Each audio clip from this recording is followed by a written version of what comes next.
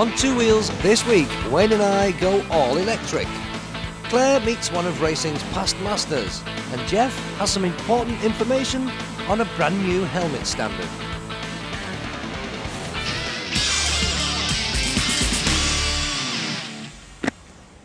A white helmet, black jacket. Maybe I'm getting a ride on a police bike. No. As always, a flipping scoot. And in fact, an electric scoot. Now you may recall, last year I had a go on a Peugeot scooter. Do you remember? Well, you should have been watching. I also, since then, introduced to you an Attila, which is an Italian electric scooter. And now, here's another one to the many. This particular one is a swap. A Shang Wei Air Preserver, and that is exactly what it does because it's electric. It's powered by a massive 40-odd volt motor here at the back, making it go. No, it doesn't actually. It's like all electric scooters, it struggles to go up hills. It moves along the road quite happily at 30 mile an hour-ish, thereabouts, and allegedly this one will do as much as 50 mile an hour, although I believe that must be downhill with the wind behind you. Just like them all really, a little bit slow. And the other thing about them all as well, which I have noticed, is you can't hear them when you set off. When the engine's running, it isn't running. It's just electric, isn't it? Vroom, vroom, vroom.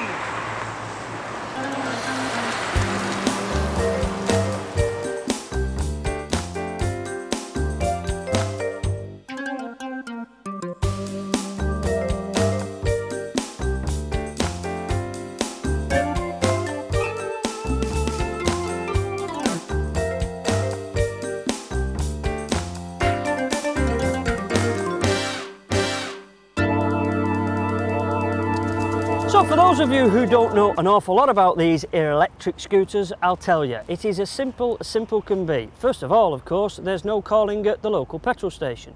There's no putting two-stroke oil in, because you lift up the seat and we remove a plug. You place the plug in the hole in the wall, misses, and then leave it overnight.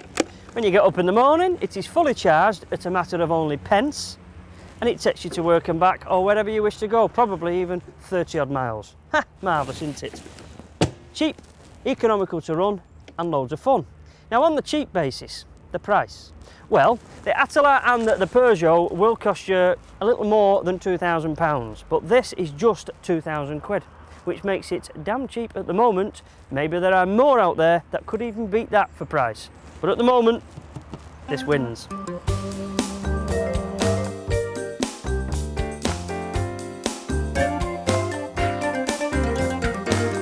Was an electric scooter there. Yes, scooter, but electric. Now, perhaps you like the idea of being electric and being green and friendly and all that, but you don't like scooters. So what about a little fun machine like this? Look at this trendy little thing, even with a seat to sit your bum on while you're zipping along. It's a Goped type thingy. It's called a glider, made by a company called Gopeds, and this will cost you £700. Now, it's true to say you can buy a petrol Goped for quite a bit less than £700, but that's petrol, isn't it? You've got to put petrol in it. It's dirty, messy, you might get your hands dirty, you've got to look after it. It could blow up and go wrong. This, dead simple, it's electric, so it's got a plug on it. Look at that 3-pin plug. Stick that in the mains, 4 to 6 hours charge, and that'll give you all the power you need to zip round a busy city centre all day long. Switch it on, twist away, and off we go.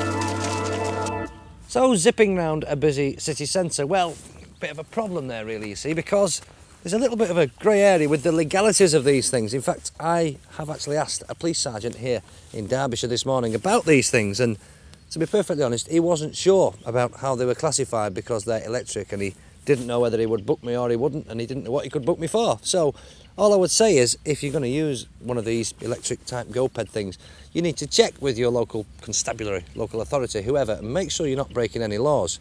But it is quite an important point. Perhaps I should show you how it all works, this under here. whip the seat out here, and here we have a key, and there isn't really a great deal to see under here. That lifts up like that, and there we have two whacking big batteries and very little else. Two big batteries, electric motor, and really that's it. It is very, very heavy, I have to say, so I wouldn't like to be throwing it in and out of a boot too often, because that's the great thing about these things, you see, it'll fold up. That will fold down, the handlebars there, take a bolt out the bottom of the steering column, and it'll fold up and go in your car boot.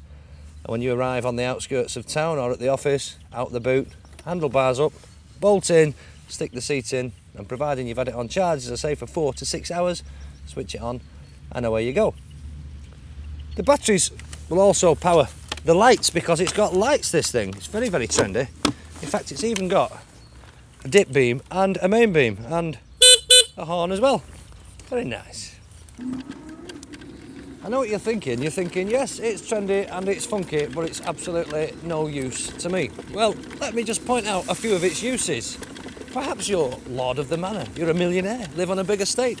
You could use one of these for touring your gardens. It'd be very trendy. Maybe you have a boat. You could get one of these, fold it up, put it in the back of your boat, pull up at the dockside. You've got your own transport, haven't you? Camping holidays, one of these would easily go in a trailer. Loads and loads of uses.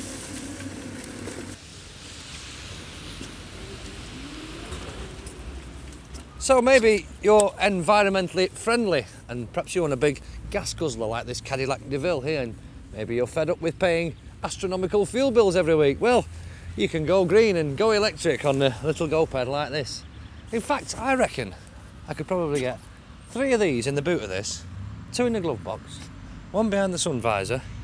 There must be some more room as well. Well, our electric story doesn't end there, because I'm on an electric push bike. The fastest grandad in the West. Tour de France, eat your heart out.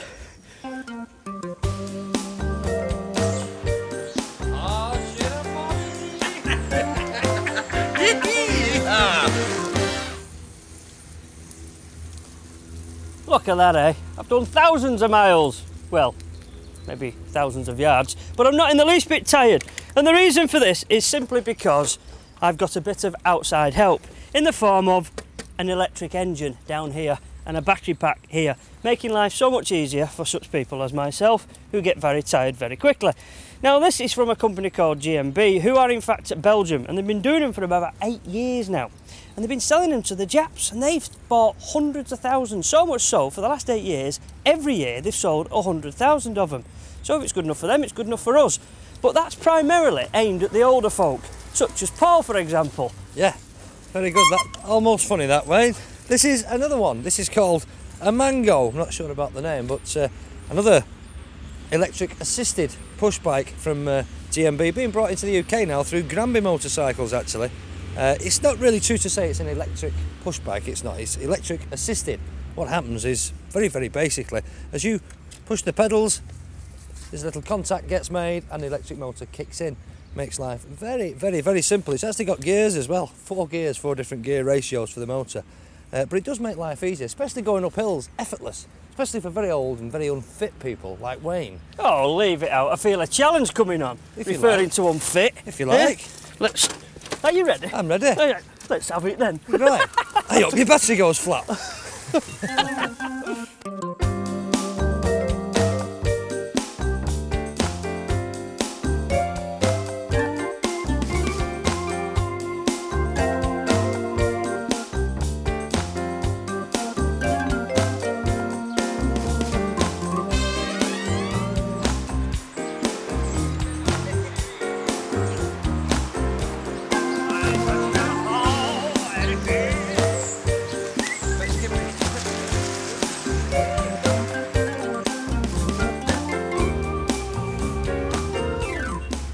We've got you intrigued, haven't we, with these things? Fascinating. Well, I'm interested in them, I must admit, but what gets me is, as everything, when I get hold of something, they either run out of petrol or the battery goes flat, and that's what that bleeper's indicating. It's telling us that it needs some battery charging. It isn't a problem, because we remove the battery and we stick it on a battery charging device, specially designed for it.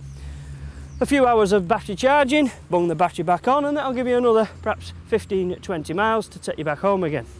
Easily sorted. This particular one is the very, very latest version, and it's the first ever to produce with an aluminium frame, making it a little lighter than the predecessors and very, very strong. But it also looks rather tasty. It's got some beautiful lines and some beautiful ideas, including this lock. This only locks the wheels. The latest addition to go with it is a cable, so you can fasten, by use of this cable, the bike to a lamppost for security reasons, and we have to be security conscious in this day and age. We also have to be legally conscious as well, because there are some legal boundaries due to the fact that it has indeed got an engine. I'll leave the legalities to Paul, who's obviously a little bit further behind because he's not as fit as I am. No, not quite. No, my battery's really flat now. Yes, the legalities of these. Electric vehicles are always a bit of a grey area on the road. Nobody really seems to know the rules, but I can tell you for definite that you can ride one of these on the road at 14 years of age. Yes, a 14-year-old can ride one of these. You don't need a licence, you don't need insurance, you don't even have to wear a crash helmet, although we would always say wear some form of head protection. But it's quite trendy. You'd be quite the bee's knees turning up at school in one of these, wouldn't you? And then who knows, at 16 you've got the bug, you've got a little bit of power, you might want to go onto a scooter, and that's the idea with these things. It's a way of bringing young people into two-wheeled transport, shall we say, and eventually they finish up on motorcycles. Now the prices, well, this Mango, still can't get over that name, but this Mango will cost you £650. And if you want the one like Wayne's got, which is a little bit more trendy with the all aluminium frame there, the step scoots as it's called, that'll cost you £700. But if you are young and trendy and you don't like this, perhaps you think they're a bit old-fashioned, they're a bit granny looking, aren't they, with the carrier on the back and the basket on the front of that one. Well, they do a mountain bike style one, and that's got suspension like this one has as well, and it's very, very trendy and trick looking, and that'll cost you £750.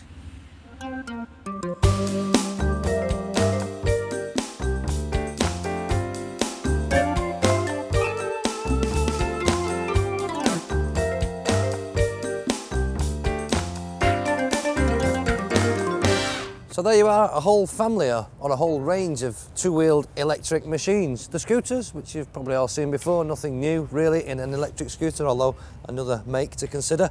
The Gopeds, you've probably seen the petrol Gopeds before, but here's an electric one now, very user-friendly, very, very green. But something you probably hadn't seen before, I certainly hadn't, are the electric push bikes. And I think you can rest assured there'll be thousands of these on the roads in the future, in particular because at 14 you can use them. So don't forget, when you go down to that motorcycle superstore with mum and dad's having a look at a super bike to buy, at least you can have a look at one of these to buy and get this bunged on the finance as well, because at 14 you can use them on the road. I think that's marvellous. I think you'll probably find them situated neatly between the Hayabusa on the right and the ZX-R12 on the left, maybe. Yeah. Behind the R1. After the break, Claire meets one of racing's past masters, and Jeff has some important news on helmet laws.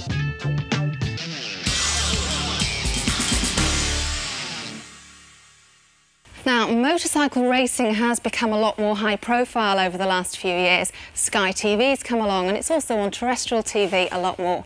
But those motorcycle enthusiasts out there will probably recognise the names of the great Agostini, Mike Hailwood, John Surtees and of course Jeff Duke and Barry Sheene. Well, one such person whose racing career spans an incredible 50 years is 1978 World Formula 3 champion, Mr. Bill Smith.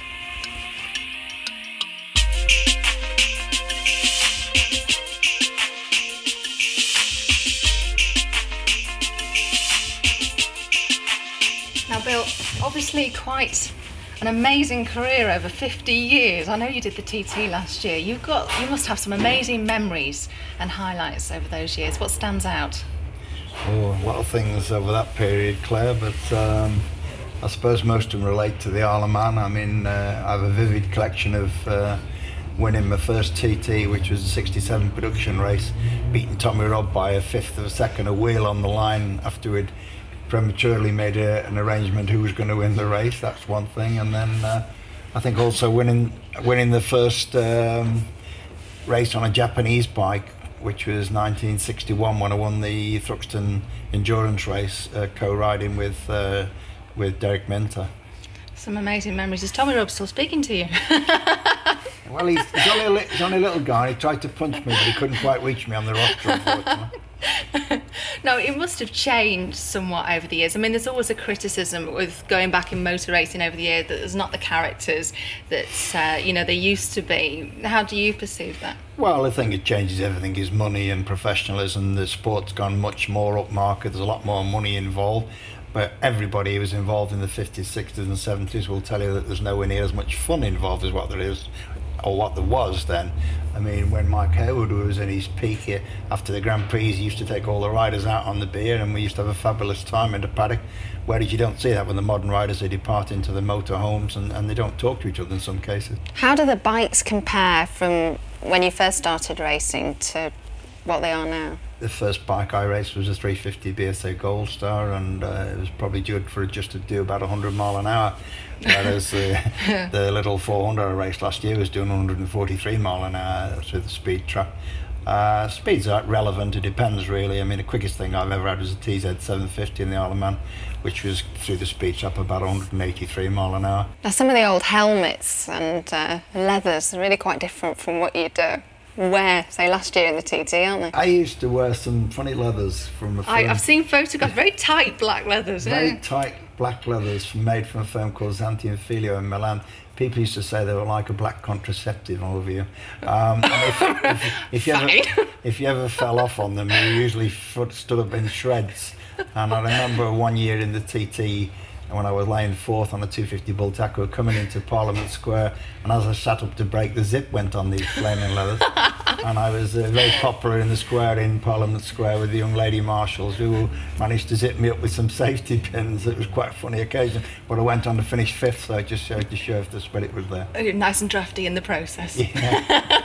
Now, obviously in those 50 years, you know, you're still here and everything, but you must have had a fair few bumps. Yeah, I've had a few shares of accidents, but I used to say I had more accidents playing football than racing a motorbike until 82 when I had a really bad one in the Isle of Man when a gearbox nipped up just past Fogarty going into Ballaugh Bridge, and I finished up in a dangerous state for 3 weeks in Nobles with my back broken, my legs and arms broken, pelvis broken, kidneys stopped working, etc. But I've recovered and I'm still here. And you still get back on a bike. Now, some people would look from an outside position into your situation and think, he is balmy. What is he doing getting back on a bike again? Because I know you have problems with your arms and everything else. I mean, are you a lunatic? Are you mad? Is it in the blood or what? No, well, there's a fair bit of insanity runs in our family. But having said that, I've always said it's safe for racing a bike, particularly in the Isle of Man, than going down the M1 on a Sunday in a family car, and I really mean that. Yeah, and how do you feel about your son racing? It's in the family, isn't it? Well, he's only a poser, he's not really racing hard, but I think one day he might make the grade and then we'll see if he is any good. It's fair to say that's my brother and he's not here to defend himself. Bill, thank you very much indeed. Cheers.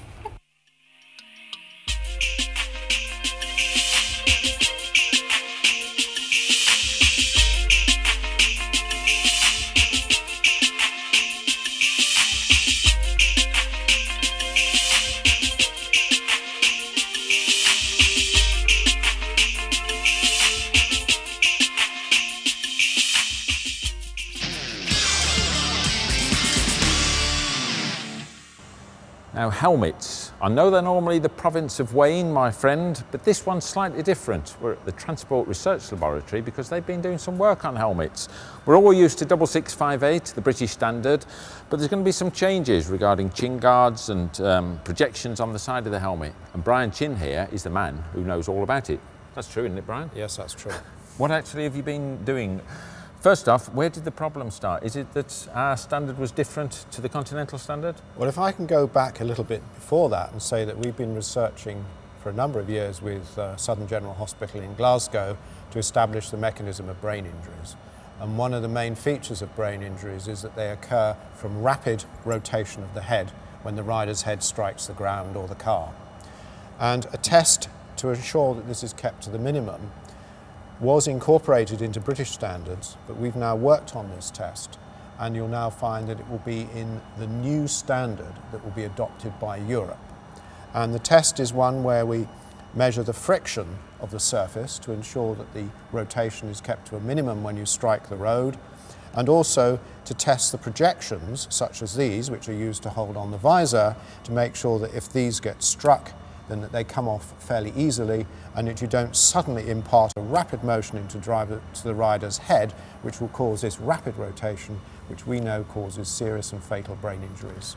Yeah, because this is nothing to do with sort of neck injuries. It actually spins the skull and the brain detaches, doesn't it? It does actually spin the skull, and you get damage to the brain in this way as the brain rotates rapidly inside and stretches, and you get damage to the system, which can cause very serious injuries and in some cases fatal injuries. Yeah, sounds horrendous. And what about the chin bar side of things? Well, the chin bar is also very important in that up until recently only the British standard introduced a test for this. But we have taken that principle and we now have done a lot of research to ensure that the chin guard of the helmet will be tested in the new standard, and it will be tested in a way that accidents happen, such that the helmet will be dropped onto the chin guard and the forces inside the helmet will be measured, and if they rise too high, the helmet will fail. And that doesn't happen now? Or it does on British standards, but not on continental standards? It happens in a different way on British standard, but it doesn't happen anywhere else. So what we've done is made sure that when Europe adopts a new standard, that you get a test for the chin guard of a full-faced helmet, because a lot of accidents are caused, in a lot of accidents, the rider chin guard hits the car, and we know that it deforms. It deforms, and if it's not properly tested, it could actually make things worse for the rider. Yeah. And so this is really becoming a plus point, not only sort of marketing-wise, that we'll now be able to buy sort of all helmets, they'll all be to the same standard. It'll stop this confusion that there has been. So we can't use that, it's not BS marked and all the rest of it. Well, we hope that it'll stop the confusion, and but we know that it will bring about an improvement in helmet standards for all of Europe. And when are we going to see this? Because this has taken a long time, it's taken a lot of work, hasn't it? But when are we actually going to see it happen? Well, the standard is at the moment being ratified in New York, and we hope eventually to see helmets in the shops to the new standard, say within a year, approximately. Good news. There we are. Good news for bikers.